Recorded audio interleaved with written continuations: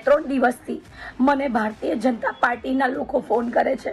અડાજણની ભારતીય જનતા પાર્ટીના કાર્યકરો દ્વારા મને ફોન પર ધમકીઓ આપવામાં આવે છે। મારી મમ્મીને ફોન કરે છે, તેઓ મારી મમ્મીને ધમકાવે છે કે તમારી છોકરીને કેવો પ્રચારમાં બહાર નહીં નીકળે।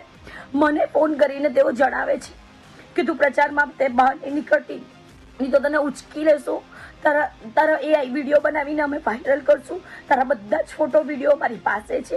જ્યારે મારા ભાઈને અધવચ્ચે રસ્તામાં કાલે રાત્રે ઊભા રાખ્યા હતા, જ્યારે એ લોકો બોર્ડ બેનર અને ઝંડાઓ લગાવતા હતા, અને આ રીતનો માનસિક ત્રાસ મને છેલ્લા 2-3 દિવસથી આપવામાં આવે છે અને ક્લિયર ધમકી આપવામાં આવે છે કે આ વખતે અડાજણમાં તારે પ્રચાર કરવા માટે નીકળવાનો નથી, નહીં તો તને ઘરેથી ઉચકી લેશું, તારા પરિવારજનોને પણ એટલું જ હેરાન કરશું।